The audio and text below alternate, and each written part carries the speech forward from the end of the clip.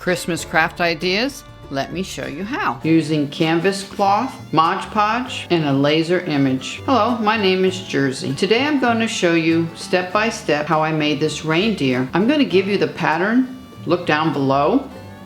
If you're on a computer, it'll be under the show more.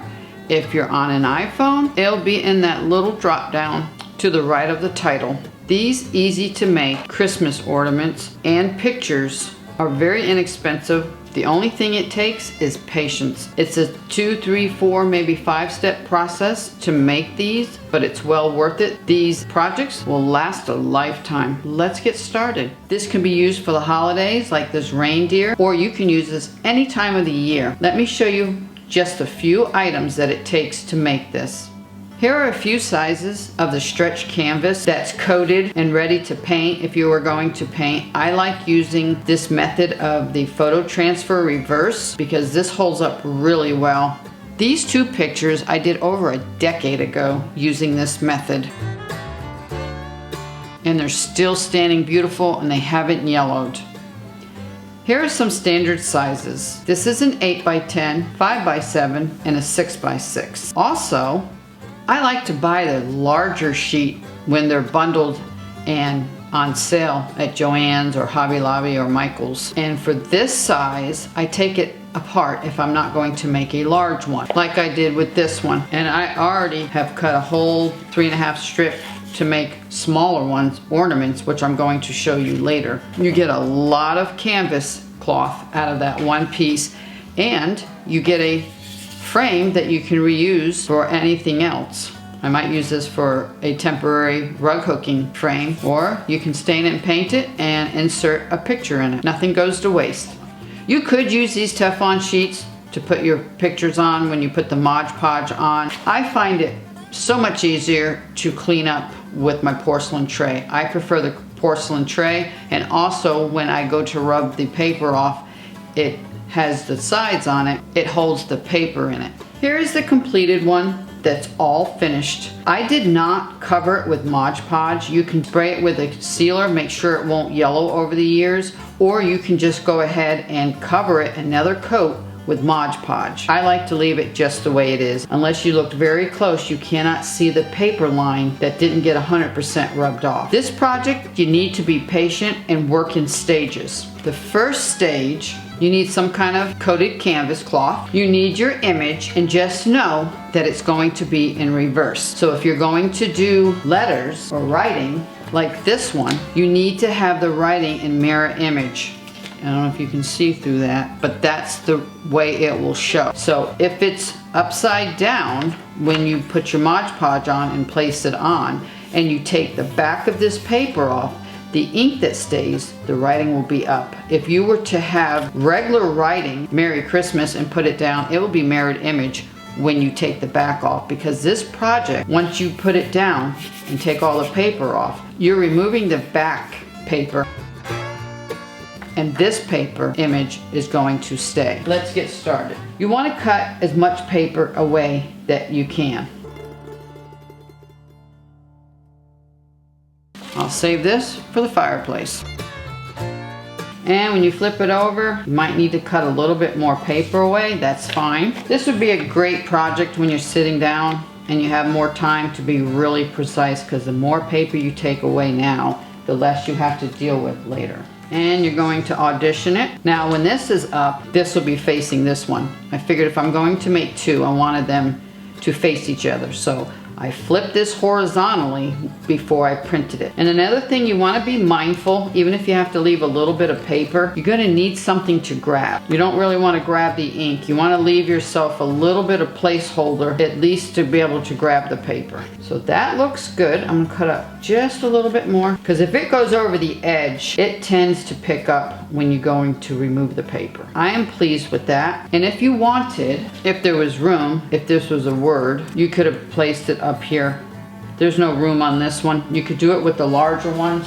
You would flip this over and you could put a tree here. You can build this out any way you want. You don't have to have just one thing you print. You can print several things and create your own collage. Some people might tell you that you can add the Mod Podge directly to this. I have never ever had luck doing that. If you'd like to try it, go ahead. I'd try something small if you want, if you could. So I got my big thing of Mod Podge out because I use a lot of this. Mod Podge is the matte finish. I prefer.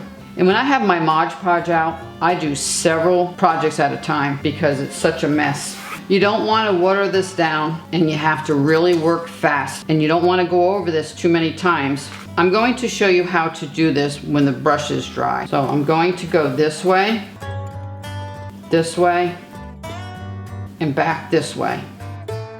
That's just the way I prefer to do it. You need to work fast.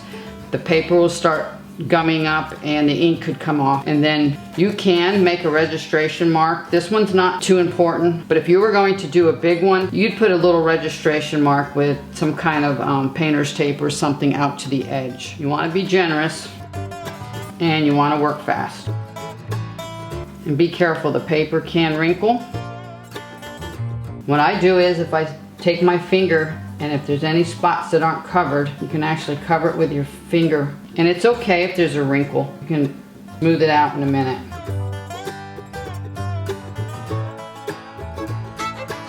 And it's okay if the paper tears. Now I have a brayer. You might not have one. That's okay. I don't recommend using a credit card. This is a silicone spatula. You can gently do the edges.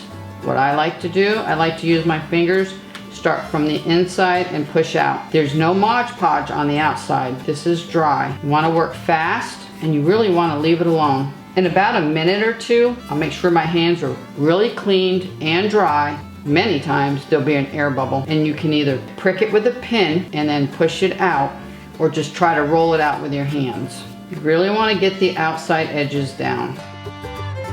And it's okay if there is Mod Podge on the outside. It's not going to hurt it. I just don't coat mine on the outside. Now this has to dry 4 to 6 hours. 6 hours is better. And if you know me, I use my dehydrator for everything. I'm going to put this right on the dehydrator sheet.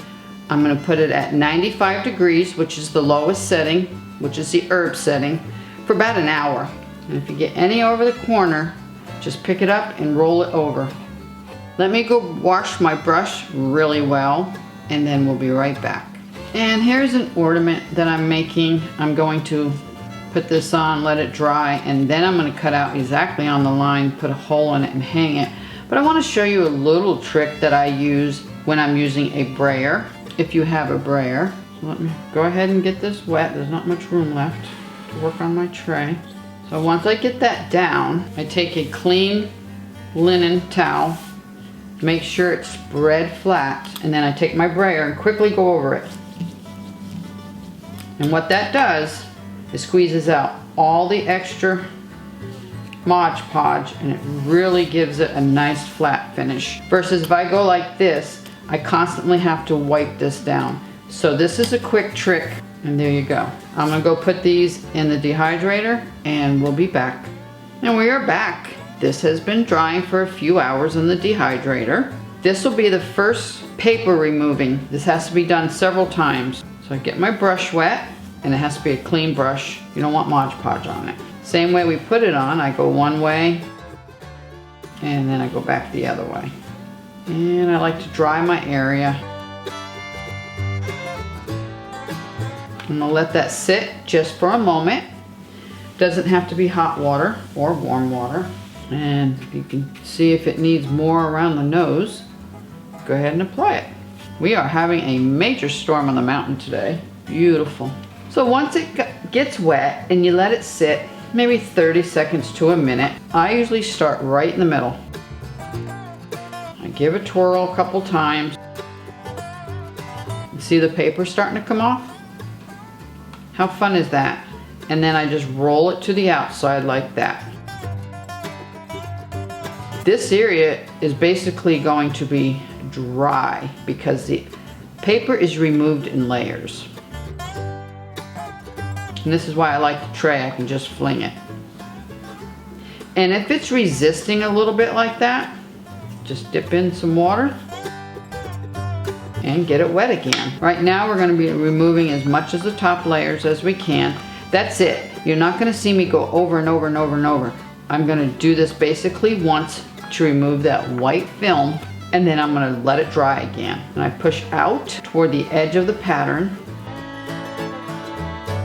You have to dip your finger in there. And if it's resisting, go to another portion that's good and wet that you know, like this is starting to roll really nice. If this is hesitating, get it wet and leave it for 30 seconds. Work on another area. You're not going to be able to remove all the white in this setting. Sometimes you have to twirl it to get it going. There you go. Twirl it and push. Twirl and push. I can feel that it's getting dry. A little bit more water. You should let this dry, at least an hour before you go back and do some more. Don't push so hard and don't twirl so hard. This is very delicate in the beginning. Now this one, believe it or not, had a full pattern on it. My husband was trying to help me last night, and I tried to explain to him that you can't get all this white off in one setting. Well, he wanted to prove me wrong, so he did it, and guess what? The image came up. Good thing is you can get it all wet again and pull it all up, and you'll have a new canvas to make another one. I have been doing this for decades, and I have never ever been able to remove all the paper in one setting without ripping it. I don't like to use a towel. I like to use my fingers because that gives me a sense of how much paper is twirling underneath my fingers. Push away from the edge of the paper. Don't start it this way. Start in the middle and push out. You need patience with this. It's not something you can sit down and start to finish within a half hour. And that's basically it. I like to take my clean cotton towel and get as much as the loose paper off that I can. I definitely dry the edges and any water that's on the back. If you don't have a dehydrator, set this up to dry like this for at least an hour, if not more. All depends what's on your backing. And as it dries, it will become more and more milky. This one has been done 2 times now. I'm on my 3rd time with this one. I'm going to let this dry in the dehydrator for at least an hour because it's very humid and rainy today. And then when we come back, we'll do the step all over again. It may take up to 4 times. I have a larger picture that took me 6 times to finish today. To let it dry, come back, wet it, and let it dry and come back. And that's it. We'll see you on the next application of water. Okay, it's been an hour. See how milky this is? And that's what it's going to look like. And as you progress, getting this wet, taking it off, drying it, it will become less and less milky. See the difference? This one's completed. This one's only been taken off the paper 1 time. This was 4 times. And it's best to clean up your area while this is drying. Otherwise the little paper gets stuck all over the place. See how nice it's already looking? It won't stay like that when it dries. Get it wet, listen to music. I like to get my fingers wet too. And you begin the process all over again. Now it's not coming up very easily. That means it needs to soak in more. This is something you can't rush. I'm gonna let it sit a few more minutes, and there it starts coming off again, just like that. You're gonna repeat this process maybe 2-3 more times. You're gonna go down a whole other layer.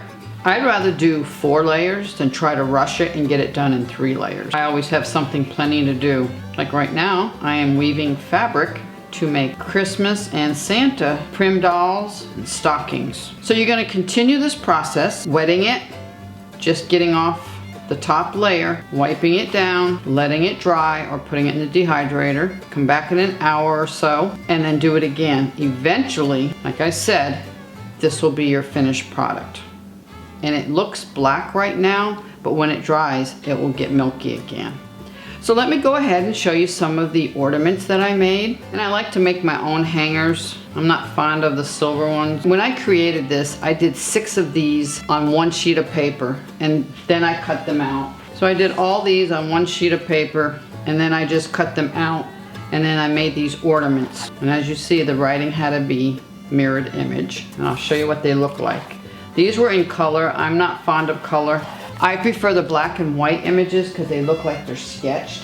And then I just took a little bit of wire, snipped it, and I made each hanger. I like to make them different sizes. I didn't want them to be all the same size. So here it is all done. I just put it on a piece of canvas. I flipped it over. I put some heat and bond on the back of cotton fabric. Then I took the black, ironed it on the back of the completed canvas, and then I cut this one out by hand. That's what this will look like when it's done. So cute, so easy. This is the only one that I added a prim fabric. I liked it. I thought it looked like branches to match the front. This one I cut out all the way around on the lines. This is the Merry Christmas one, again with the black on the back. For these, I used a 3-inch AccuQuilt die to cut these out. Love him, he's so cute. A Santa cow. And you always have to have the baby lamb. So sweet. To poke a hole in this, I just took my awl, found about where the center spot was, hit it once, took the wire, made a loop in the back of it, just made a small loop, fed it through the back, used my hemostats, pinched it closed, and then I just came up and bent this over and made the hook. That's how easy that was. Please enjoy the free PDF. I would love to see if you could tag me on social media and show me what you made. I've been doing this for decades. The children used to do it a lot when we had homeschool as projects. Please hit the thumbs up. Please leave a comment. Please share on social media. And this is Jersey saying happy holidays, and I hope you enjoy.